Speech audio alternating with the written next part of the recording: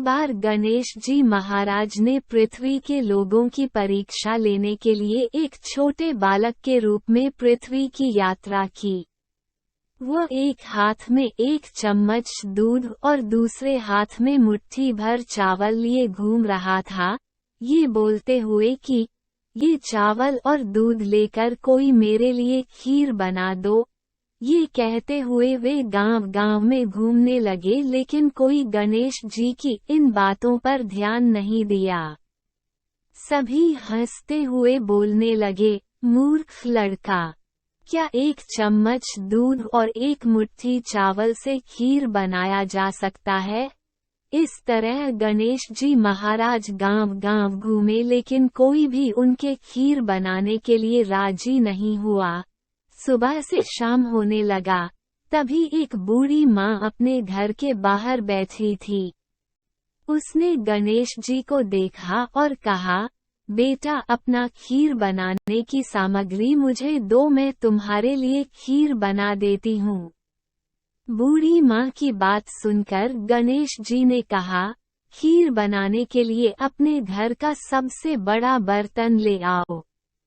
बूढ़ी माँ छोटे बच्चे का मन रखने के लिए घर का सबसे बड़ा बर्तन लेकर आया। गणेश जी बर्तन में दूध और चुटकी भर चावल डालने लगे। ये देखकर बूढ़ी माँ के आश्चर्य का ठिकाना न रहा। बूढ़ी माँ के घर के सारे बर्तन दूध और चावल से भर गए। गणेश महाराज ने बूढ़ी माई से कहा, मैं स्नान कर आता हूँ। तुम तब तक खीर बना लो, मैं आकर खीर खाऊंगा।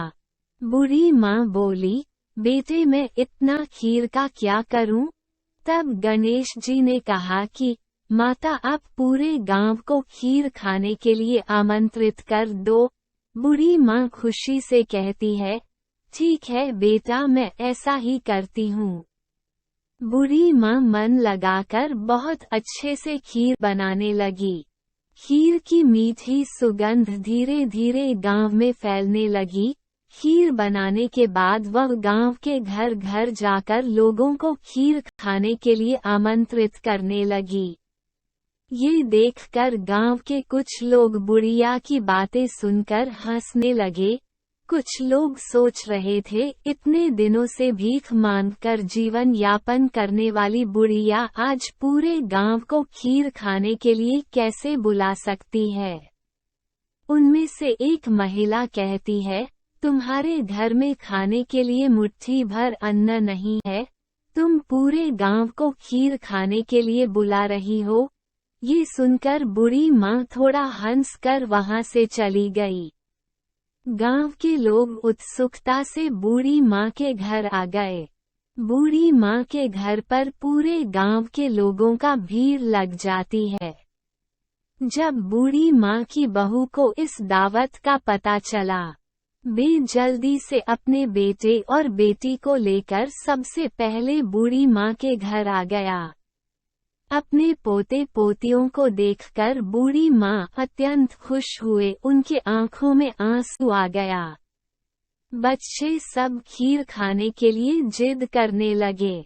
ये देखकर बूढ़ी माँ अपने पोते पोतियों को खीर परोसकर बाहर बैठ गई। बहू जब रसोई घर में जाकर खीर से भरी हुई पतीला को देखती है, उनके मुंह में पानी आ जाता है। अपने लालच को नियंत्रित करने में असमर्थ, बहू एक कटोरी में खीर लेकर दरवाजे के पीछे चला गया। एक बार गणेश जी महाराज ने पृथ्वी के लोगों की परीक्षा लेने के लिए एक छोटे बालक के रूप में पृथ्वी की यात्रा नीचे गिर गया और गणेश जी हाथ में एक चम्मच गणेश और दूसरे हाथ में मुट्ठी भर चावल लिए घूम रहा था। छोटे बच्चे को आता देखकर कहने लगी, चावल और दूध लेकर तैयार है, आकार भोग बना दो। ये कहते हुए जी ने गांव में घूमने लगे। जब मेरा नाम लेकर भोग लगाया तभी मेरा पेट भर गया था। मैं तो तृप्त हो गया हुए बोलने लगे, तुम खाओ लड़का, अपने परिवार और एक चम्मच को खाना खिलाओ, मुट्ठी चावल से खीर बनाया जा सकता है, खीर बहुत ज्यादा है। गणेश जी महाराज भरने के बाद भी लेकिन कोई बच जाएगा, खीर बनाने के लिए राजी नहीं हुआ। खीर का क्या करूंगी? से शाम होने लगा, माँ बचा हुआ बूढ़ी माँ अपने घर के बाहर बैठी कोनों में रख देना। उसने गणेश जी को देखा, गणेश जी महाराज अंतर ध्यान खीर बनाने की सामग्री सारा गांव में तुम्हारे लिए खा चुका होता है, तब भी बहुत सी खीर बची। बात सुनकर गणेश जी ने कहा, माँ बचे बनाने के लिए पतीला में रखकर सबसे बड़ा बर्तन चारों कोने में रख देती है। बूढ़ी माँ छोटे बच्चे का मन रखने के लिए के पतीला को बड़ा बर्तन लेकर आया कि पतीला में दूध की जगह बर्तन में जवाहरात और मोती भर चावल डालने लगे।